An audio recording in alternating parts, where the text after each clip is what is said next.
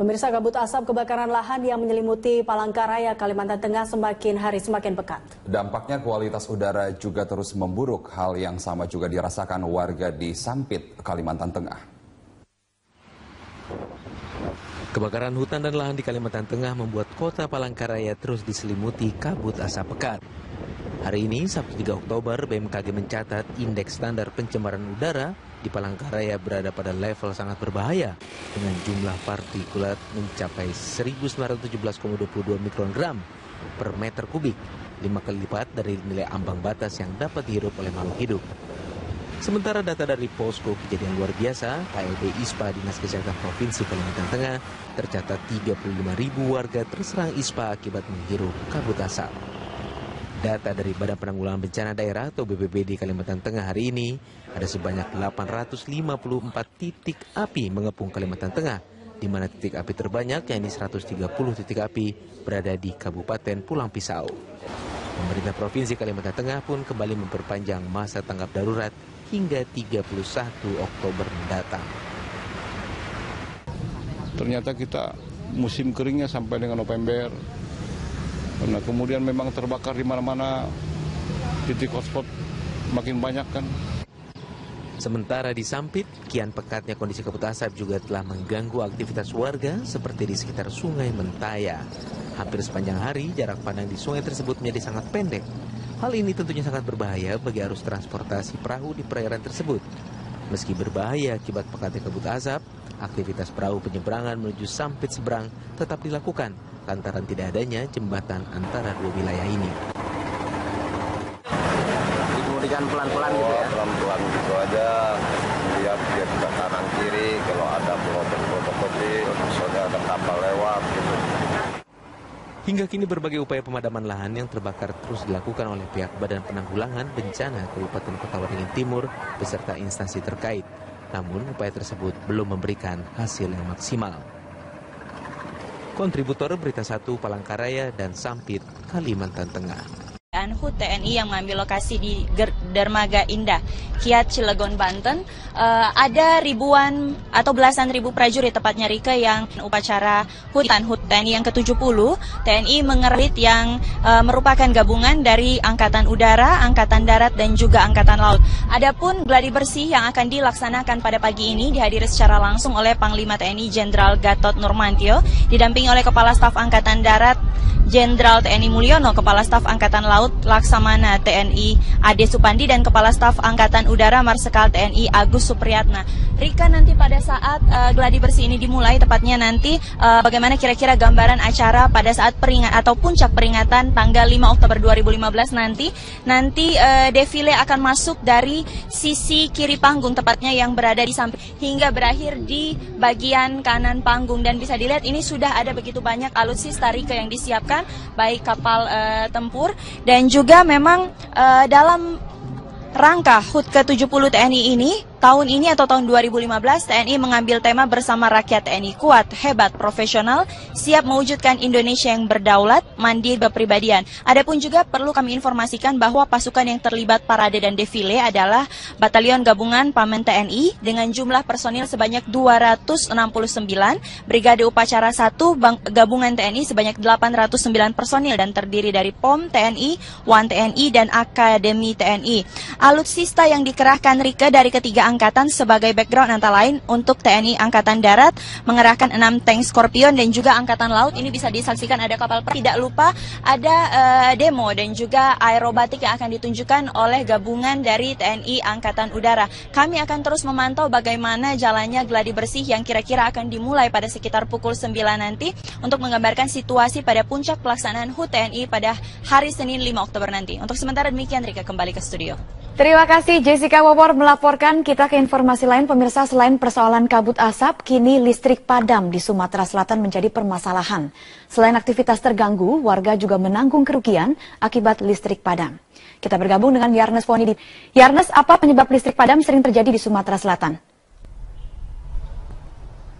Ya Rika, sebenarnya hal ini sangat membuat kerugian buat masyarakat. Total ada sekitar 2,6 juta pelanggan PLN di Sumatera Selatan. Dan lengkap sudah penderitaan masyarakat Sumatera Selatan. Saat ini kabut asap yang masuk ke rumah, ditambah lagi pemadaman listrik yang berkala yang sering terjadi bahkan 2 minggu terakhir.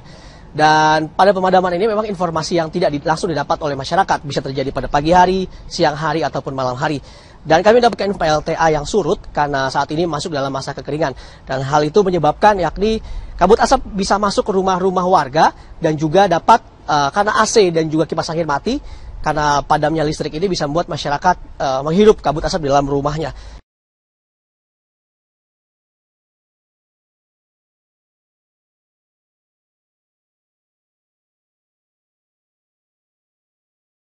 Pihak PLN. Dengan kondisi musim kemarau sekarang, beberapa PLTA itu tidak bisa beroperasi. Kalaupun bisa. Itu juga jadi, dan PLN menyatakan defisit daya sekitar 225 sampai dengan 240 megawatt. Berikut petikan wawancara dari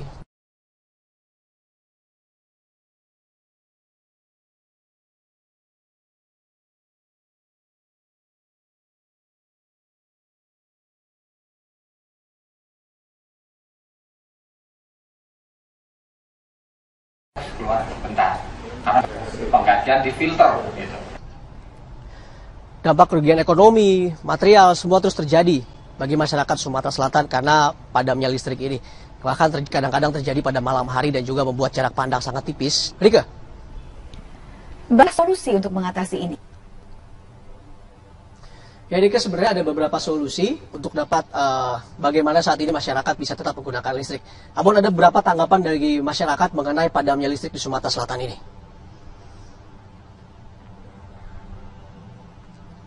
Ganggu ya Mbak ya, genset itu hanya bisa untuk nyalain aja, tapi untuk kayak telepon, kayak jaring internet itu kita mati total. Sangat terganggu benar dengan kejadian kayak gini, dan matinya juga sangat lama gitu loh.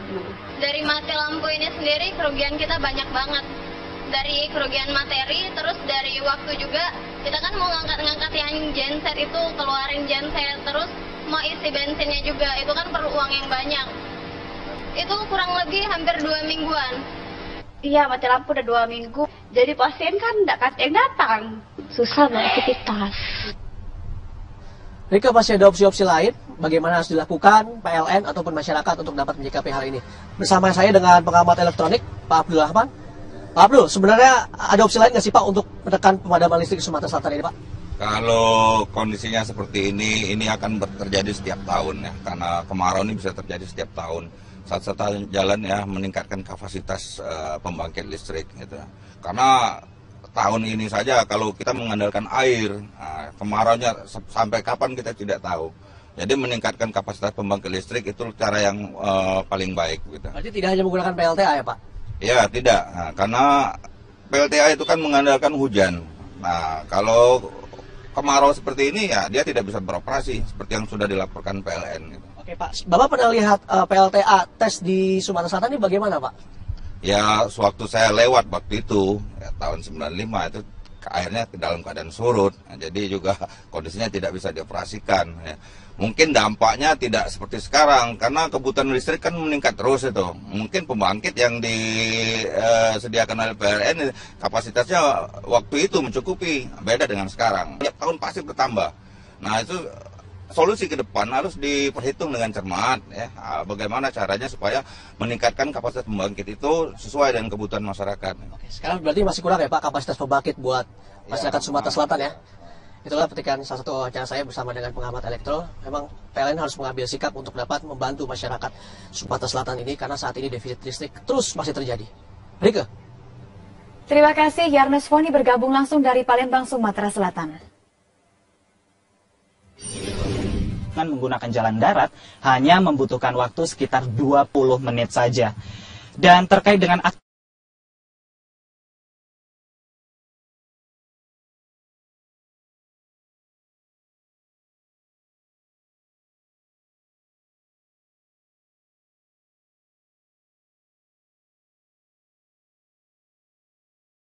juga pengunjung bisa makan-makan. Timur pantai ini ada banyak pondok yang bisa dimanfaatkan oleh para pengunjung untuk menyantap menu seafood yang telah disiapkan oleh para pengelola di sini. Dan juga memancing di sini karena di sebelah selatan pantai ini berupa karang, maka banyak sekali ikan di sana yang bisa dipancing oleh para pengunjung. Dan yang terakhir, fenomena sunset yang paling penting. Jika pada sore hari, karena ini letaknya di sebelah barat, ini membuat fenomena sunset sangat mudah untuk disaksikan pada sore hari. Dan Rike, yang perlu kami sampaikan di sini adalah memang pengelolaan di Pantai Lampu ini sudah cukup baik. Namun masih ada ratusan wisata di Provinsi Aceh yang masih kurang perhatian oleh pemerintah setempat. Lalu langkah apa yang akan dilakukan oleh pemerintah provinsi untuk memaksimalkan potensi wisata yang ada di Provinsi Aceh? Berikut adalah liputannya, Rike. Selain kota Sabang, masih banyak tempat di Aceh yang memiliki potensi wisata luar biasa, khususnya wisata alam. Mulai dari pantai, perbukitan, serta air terjun yang masih sangat alami. Menurut Dinas Pariwisata Aceh, provinsi ini memiliki sekitar 800 wisata unggulan yang tersebar di berbagai daerah kabupaten kota. Hanya saja, tidak semua lokasi tersebut telah dikelola dengan maksimal oleh pemerintah setempat. Salah satunya adalah kawasan Puncak Tebing Lamreh yang ada di Kabupaten Aceh Besar. Di sini, pengunjung bisa menikmati panorama laut dan bukit yang sangat menawan. Tapi sayang, akses ke lokasi ini masih sangat terbatas. Begitu juga dengan pengelolaannya. Keterlibatan pemerintah yang minim membuat manajemennya tidak memenuhi standar pariwisata. Tempatnya bagus, pemandangannya juga keren. Sayangnya aja kurang dikelola aja dia sama pemerintahnya. Iya, semoga aja kalau udah kesini lagi, jalannya udah bagus, tempatnya udah dikelola, udah lebih rapi, lebih layak lah buat wisatawan. Menanggapi hal ini, Dinas Pariwisata dan Budaya Aceh akan lebih gencar